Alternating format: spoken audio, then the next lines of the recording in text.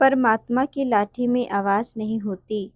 एक साधु वर्षा के जल में प्रेम और मस्ती से भरा चला जा रहा था कि उसने एक मिठाई की दुकान को देखा, जहां एक कढ़ाई में गर्म दूध उबाला जा रहा था, तो मौसम के हिसाब से दूसरी कढ़ाई में गर्मा गर्म जलेबियां तैयार हो रही थी।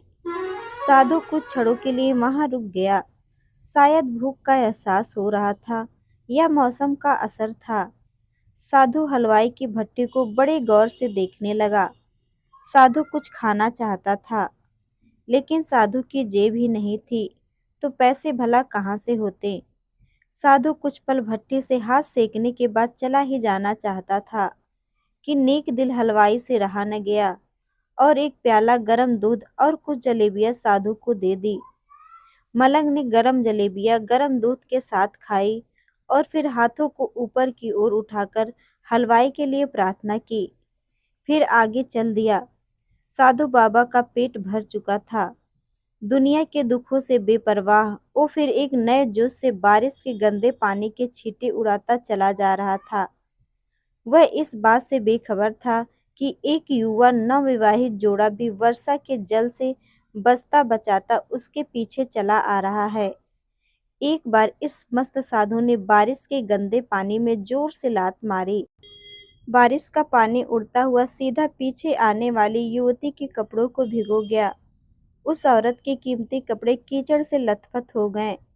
उसके युवा पति से यह बात बर्दाश्त नहीं हुई, इसलिए वह आस्तीन चढ़ाकर आगे बढ़ा और साधु के कपड़ों को पकड़कर खींचकर कहने लगा, अंधा है, तुमको नजर नहीं आता तेरी हरकत की वजह से मेरी पत्नी के कपड़े गीले हो गए हैं और कीचड़ से भर गए हैं। साधु हक्का बक्का सा खड़ा था, जबकि इस युवा को साधु का चुप रहना नाखुशगवार गुजर रहा था। महिला ने आगे बढ़कर युवा के हाथों से साधु को छुड़ाना भी चाहा, लेकिन युवा की आंखों से निकलती नफरत की चिंगारी देखकर वह फिर पीछे खिसकने पर मजबूर हो गई। राह चलते राहगीर भी उदासीनता से यह सब दृश्य देख रहे थे, लेकिन युवा के गुस्से को देखकर किसी में इतनी हिम्मत नहीं हुई कि उसे रोक पाते। और आखिर जवानी के नशे में चूर इस युवक ने एक जोरदार थप्पड़ साधु के चेहरे पर जड़ दिया। बूढ़ा मलंग थप्पड़ की ताब ना झेलता हुआ लड़खड़ाता हुआ कीचड़ में जा गिरा।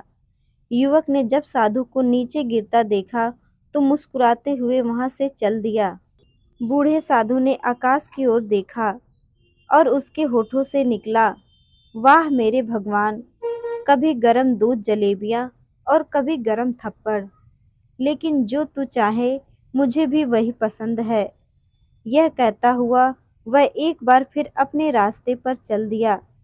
दूसरी ओर वह युवा जोड़ा अपनी मस्ती को समर्पित अपनी मंजिल की ओर अग्रसर हो गया। थोड़ी ही दूर चलने के बाद वे एक मकान के सामने पहुंचकर रुका। वह अपने घर पहुंच गए थे। वो युवा अपनी जेब से चाबी निकालकर अपनी पत्नी से हंसी मजाक करते हुए ऊपर घर की सीढ़ियां तय कर रहा था। बारिश के कारण सीढ़ियों पर फिसलन हो गई थी। अचानक युवा का पैर फिसल गया और वह सीढ़ियों से नीचे गिरने लगा। महिला ने जोर से शोर मचाकर लोगों का ध्यान अपने पति की ओर आकर्षित करने लगी, जिसकी वजह से काफी लोग तुरंत सहायता के लिए युवा की ओर लपक पड़े, लेकिन बहुत देर हो चुकी थी। युवक का सिर फट गया था और कुछ ही देर में ज्यादा खून बह जाने के कारण इस नौजवान युवक की मौत हो चुकी थी। कुछ लोगों ने दूर से आते साधु बाबा को देखा तो आपस में कानाफूसी होने लगी कि निश्चित रूप से इस साधु बाबा ने थप्पड़ खाकर युवा को श्राप दिया है, अन्यथा ऐसे नौजवान युवक केवल सीढ़ियों से गिरकर मर जाना बड़े अचंभे की बात लगती है। कुछ मनचले युवकों ने यह बात सुनकर साधु बाबा को घेर लिया। एक युवक कहने लगा कि आप कैसे भगवान के भक्त हैं, जो केवल एक थप्पड़ के कारण युवा को श्राप दे बैठे। भगवान के भक्त में रोष व गुस्सा हरगिज नहीं होता। आप तो जरा सी असुविधा पर भी धैर्य न कर सके।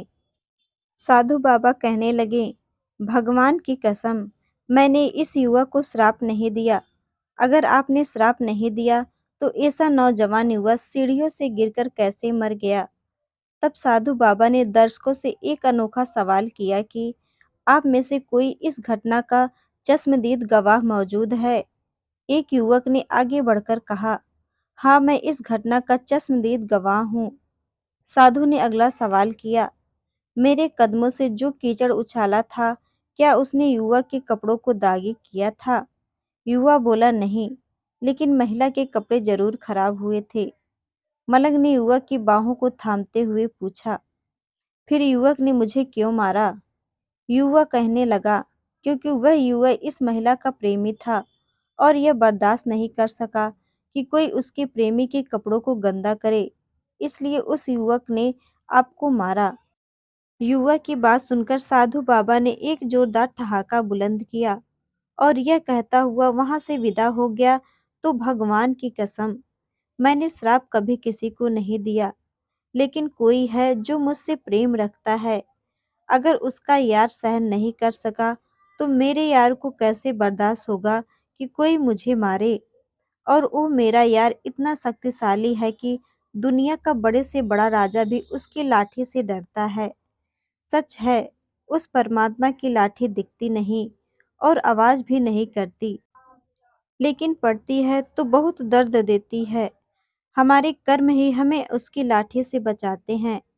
बस कर्म अच्छे होने चाहिए।